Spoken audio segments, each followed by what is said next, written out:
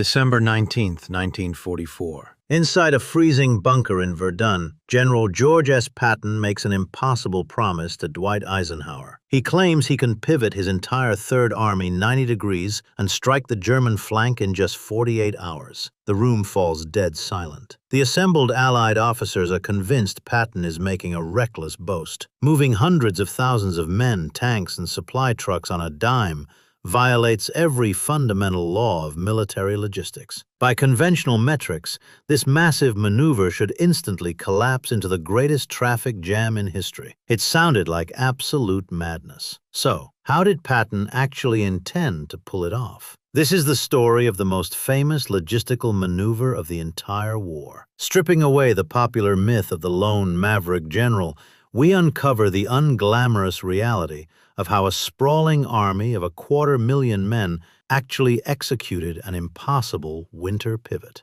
Did this rapid deployment happen because of one spontaneous burst of command charisma? Or was it a meticulously calculated masterpiece, engineered by thousands of faceless staff officers, mechanics, and drivers? Moving that many soldiers and over 130,000 vehicles 90 degrees onto iced roads required mathematical precision, not just instinct. Was it truly a miracle of willpower, or the ultimate triumph of unglamorous organization under ultimate time pressure? To understand how they actually pulled this off, we first must look at the absolute logistical nightmare the Third Army was already facing. In mid-December 1944, the Third Army was deeply entrenched in the Sarre region of eastern France. They were facing directly east, staring down the formidable concrete bunkers and anti-tank traps of the Siegfried Line. For weeks, they had been stockpiling millions of tons of ammunition, hoarding precious fuel, and positioning heavy artillery in preparation for their own massive set-piece offensive into the German heartland, scheduled to launch on December 19th. The entire logistical tale of this sprawling army, stretching hundreds of miles back to the French coast, was flowing in one singular direction, east. Then, on December 16th, the Germans launched a devastating surprise offensive through the Ardennes forest to the north, shattering the American front lines and trapping thousands of men at the crossroads town of Bastogne. In response, Allied High Command demanded the unthinkable. Patton was asked to immediately cancel his eastward assault, disengage hundreds of thousands of troops from active combat in the Saar, and pivot his entire fighting force 90 degrees to the north. To understand why the generals at Verdun reacted to Patton's 48-hour promise with stunned disbelief, you have to look at the unforgiving physics of the battlefield. Pivoting an army of 250,000 men is not like turning a ship. It is more like trying to force a raging river to suddenly flow sideways. The Third Army's supply lines were deeply established along east-west axes. Ammunition dumps, fuel depots, field hospitals, and maintenance battalions were all layered behind the front-line combat troops. To suddenly attack to the north meant that armored divisions and infantry columns had to physically cross their own vital supply arteries. Heavy Sherman tanks, half-tracks, and artillery tractors would have to cut directly through dense convoys of supply trucks that were still trying to move forward. By every known metric of military science, this intersecting movement of over 130,000 vehicles should have instantly choked the narrow road networks, paralyzing the entire army in a catastrophic, tangled traffic jam. And this mathematical nightmare had to be executed under the worst possible conditions. The winter of 1944 was one of the coldest on record in Europe. A blinding blizzard was sweeping across the region, dropping temperatures well below freezing. The roads winding toward Luxembourg and the Ardennes were narrow, deeply rutted,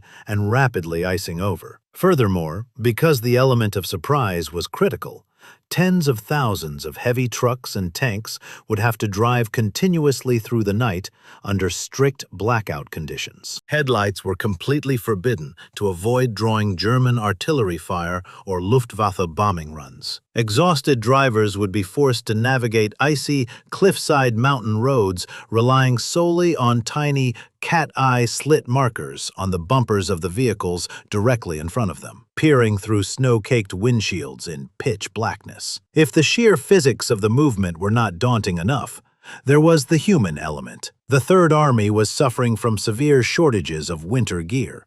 Thousands of infantrymen were still fighting in summer uniforms, lacking heavily insulated boots, overcoats, and winter sleeping bags. Frostbite and trench foot were already inflicting heavy casualties, even before the men were ordered to pile into open-top trucks for a grueling sub-zero drive north. Fuel was another massive bottleneck. A single Sherman tank consumed over a gallon of high-octane aviation-grade fuel for every mile driven. Moving entire armored divisions over 100 miles meant establishing a continuous, flawless chain of fuel trucks operating on the very same clogged, icy roads the tanks were trying to use. When Eisenhower and the other commanders at Verdun heard Patton confidently declare that he could have 2 full divisions attacking the German flank within 2 days, they instinctively dismissed it as sheer bravado. Looking at the iced roads, the immense supply demands, and the tangled map of the Tsar, the Allied High Command logically assumed it would take Patton a minimum of 5 or 6 days just to physically disengage his troops and untangle the traffic. What Eisenhower expected was a massive delay. What he did not know, as he listened to the infamous boast,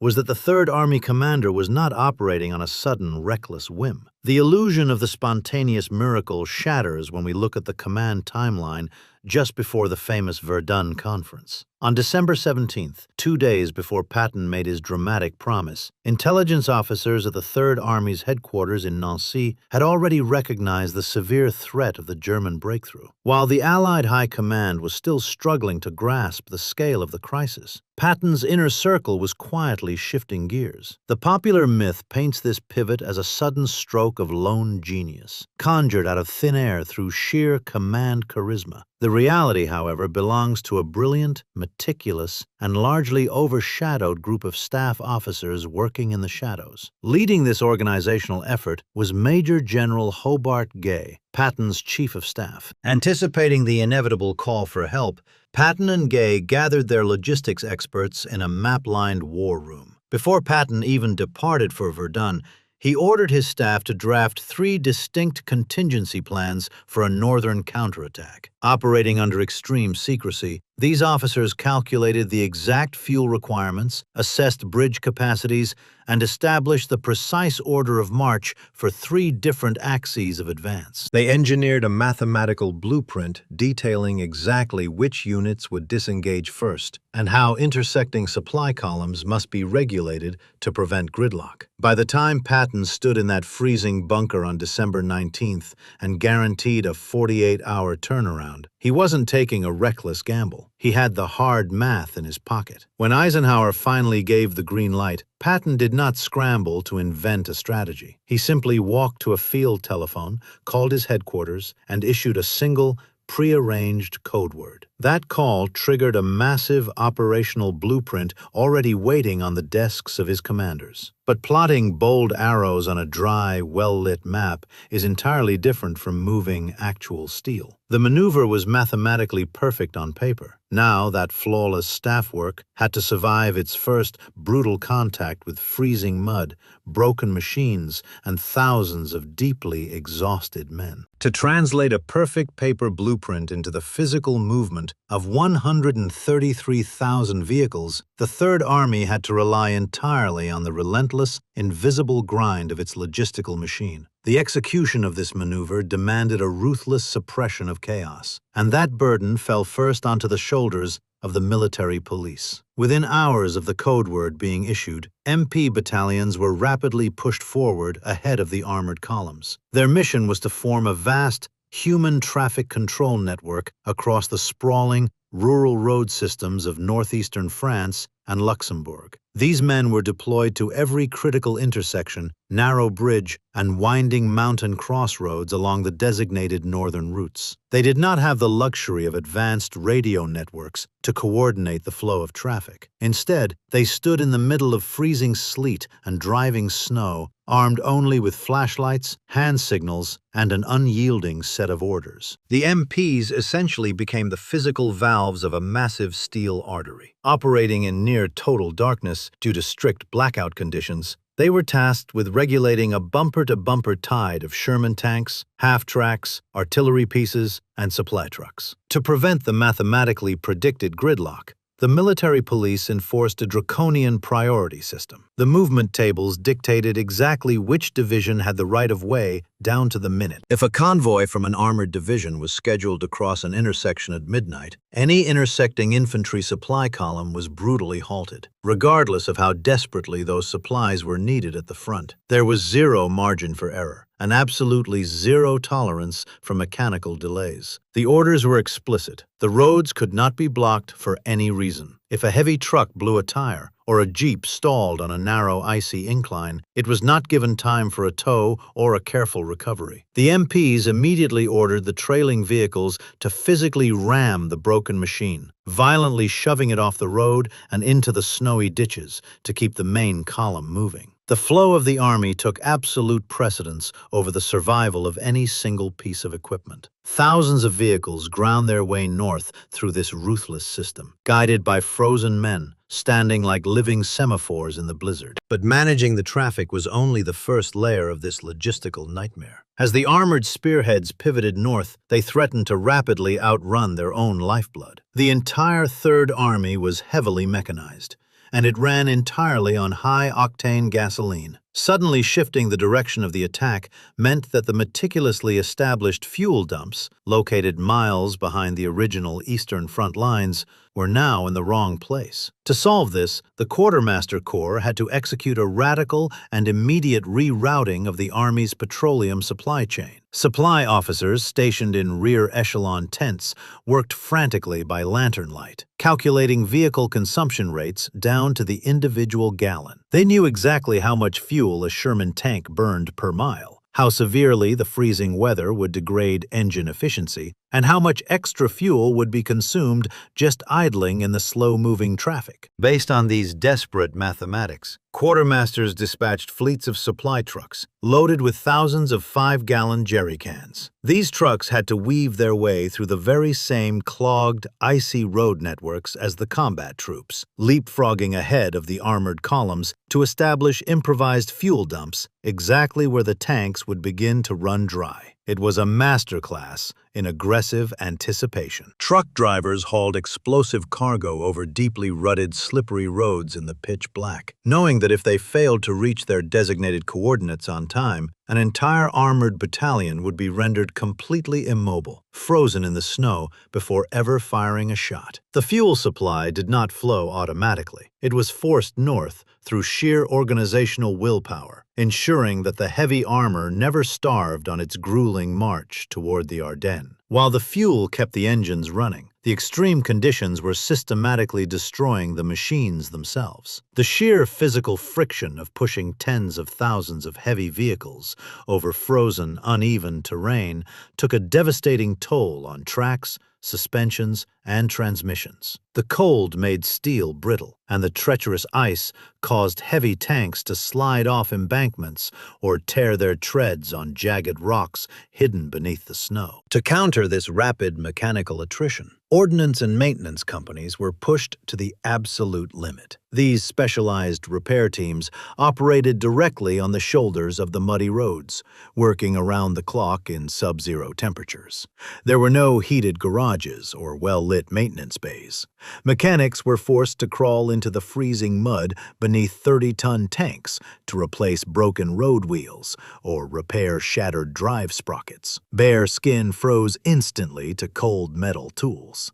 Heavy grease congealed into thick, unworkable paste in the freezing air, forcing mechanics to heat their tools over open fires just to turn a wrench. When spare parts ran out, which happened almost immediately due to the disrupted supply lines, the ordnance teams resorted to ruthless cannibalization. If a tank was deemed unrecoverable, or if a wrecked half-track was found shoved into a ditch by the MPs, the mechanics systematically stripped it of every usable component. Alternators, track links, and engine parts were ripped from dead vehicles and bolted onto active ones, all by the side of the road, in the dark while the blizzard raged around them. Through this grim, unending labor, the ordnance teams ensured that the mechanical tide of the Third Army did not bleed out on the highways, keeping the armored spearheads sharp and fully operational. As this monumental mechanical effort tore up the roads of Luxembourg, a completely different reality was unfolding miles away behind enemy lines. To understand how the Americans were able to execute this massive,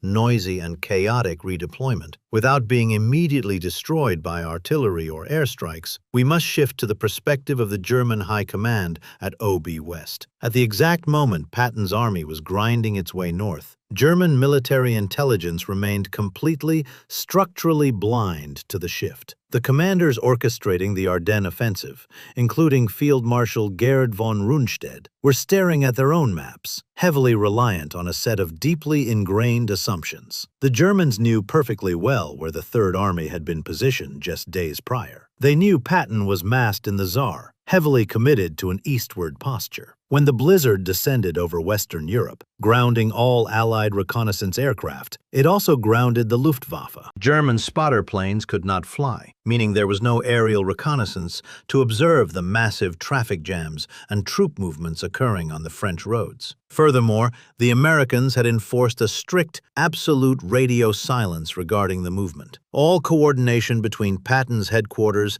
and his frontline commanders was conducted via secure, hardwired telephone lines. Without the usual spike in radio traffic that precedes a major offensive, German signal intelligence, Fremde Heer West, heard absolutely nothing but static. Faced with this silence, the German command naturally assumed that the terrible weather had frozen the American lines in place. They looked at the same deeply rutted roads, the same sub-zero temperatures, and the same massive logistical footprint that the Allied commanders at Verdun had evaluated. And the Germans came to the exact same logical conclusion. A rapid redeployment of an entire army under these conditions was mathematically impossible. They believed that even if the Americans wanted to turn north, it would take them a week just to untangle their supply lines. This fundamental, structural blindness at OB West gave the Americans a crucial, undetected window of time. The Germans were highly rational, calculating officers, and their calculations told them that their southern flank was entirely secure from any immediate counterattack. They had no idea that a steel avalanche was currently tearing through the snow directly toward them. Yet this undetected window was rapidly closing, and the cost of the maneuver was mounting. The friction of moving 133,000 vehicles against the elements had been overcome by brilliant staff work and relentless discipline, but the toll was profound. The mechanical system was working flawlessly. The traffic flowed, the fuel arrived, and the broken tanks were repaired. The grand logistical design was proving to be a masterpiece of military engineering. But the human beings operating these machines were paying the ultimate price. The soldiers sitting in the open beds of the transport trucks had been exposed to the freezing blizzard for over 40 hours. They were huddled together under thin wool blankets, their canteens frozen solid, their hands numb, and their bodies violently shaking as the convoys battered their way over the icy mountain passes. The drivers, staring for days at tiny slit lights through frosted windshields, were hallucinating from sleep deprivation. The mechanics were bleeding from frostbitten fingers, and the MPs were collapsing from sheer exhaustion at their posts. The sprawling, unglamorous military machine had successfully physically relocated 250,000 men across a frozen wasteland. But as the dark, snowy tree line of the Ardennes finally loomed into view, the men of the Third Army were rapidly approaching their absolute physical limits. The true threat to the maneuver did not come from German ambushes hidden in the snow. It came from the absolute breakdown of human endurance against the rigid, unforgiving timetable. Behind the wheel of the heavy supply trucks, men were operating in open-air cabs, exposed to sub-zero winds for over 40 continuous hours. Sleep deprivation soon morphed into active hallucinations. Staring at the hypnotic, icy roads in pitch blackness,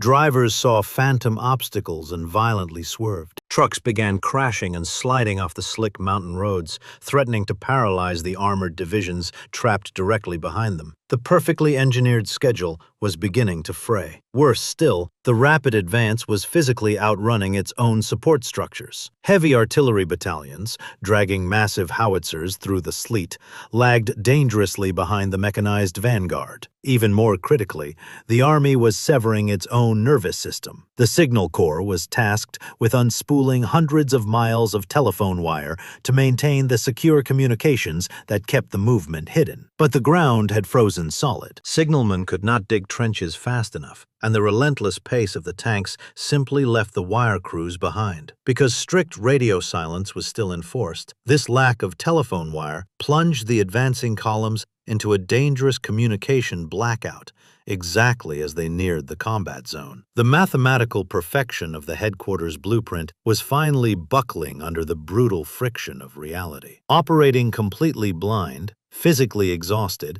and running on fumes, the spearhead of the Third Army was about to slam directly into the German flank. On the morning of December 22nd, the theoretical mathematics of the headquarters map violently collided with the reality of the German defenses. The lead elements of the 4th Armored Division had just spent days navigating frozen, cratered terrain. As the gray winter light barely broke through the heavy overcast, there was no grand tactical pause. The troops were not given time to dismount, establish proper forward operating bases, or recover from the grueling road march. Instead, the vanguard rolled straight off the icy highways and directly into a brutal meeting engagement with the forces holding the southern flank. The transition from logistical movement to desperate combat was instantaneous. Exhausted drivers, who had just spent 2 days fighting to keep 30-ton Sherman tanks from sliding into ravines, abruptly slammed their machines into combat gears.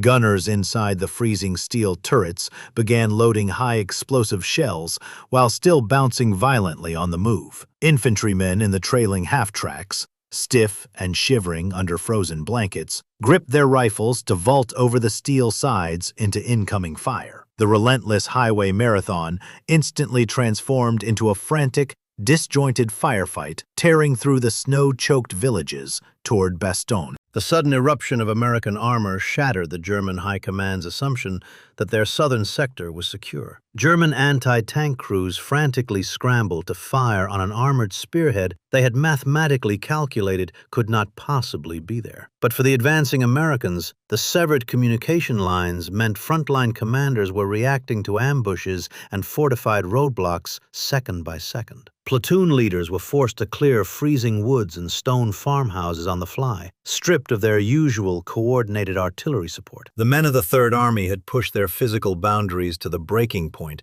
just to reach the starting line of the battle. Yet despite the exhaustion, the frayed nerves, and the collapse of standard combat doctrine, the massive logistical gamble had succeeded. The draconian traffic control, the ruthless cannibalization of broken parts, and the desperate fuel deliveries had fulfilled their purpose. The intricate mathematics of supply had held up just long enough to put the heavy guns precisely where they needed to be. Looking back at the freezing bunker in Verdun on December 19th, it is easy to understand why Patton's 48-hour promise cemented his enduring legacy. When the first Sherman tanks of the Third Army shattered the German flank right on schedule, the legend of the lone, maverick military genius was permanently inscribed into history. It is a compelling myth, one that prefers the cinematic image of a brilliant commander simply willing an army to turn on a dime through sheer force of personality. Yet the reality of this winter maneuver tells a profoundly different story. The true architects of this supposed miracle were not wearing stars on their collars. They were the anonymous staff officers, frantically crunching fuel consumption rates in dimly lit tents. They were the freezing military police, standing like statues in the sleet, brutally enforcing a draconian traffic schedule. They were the mechanics crawling into the mud to strip parts from dead vehicles, and the exhausted drivers hallucinating behind the wheels of their supply trucks. The pivot to the Ardennes redefined the absolute limits of modern mechanized warfare. It proved that in the brutal arithmetic of industrial combat, logistical elasticity, decentralized planning, and ruthless traffic control are weapons every bit as lethal as high explosive firepower. The Third Army did not execute an impossible maneuver because of a sudden stroke of individual brilliance. They pulled it off because a sprawling, unglamorous logistical machine absorbed the chaos, calculated the impossible, and relentlessly ground its way forward through the snow. Ultimately, the legendary 90-degree turn to Bastogne was never a triumph of spontaneous swagger, but a sheer masterpiece of calculated friction management. George Patton may have stood in a freezing bunker and confidently delivered the order that set the offensive into motion. But in the end, it was the unseen staff officers, the frozen traffic cops, and the unsung mechanics of the American war machine who actually moved the earth.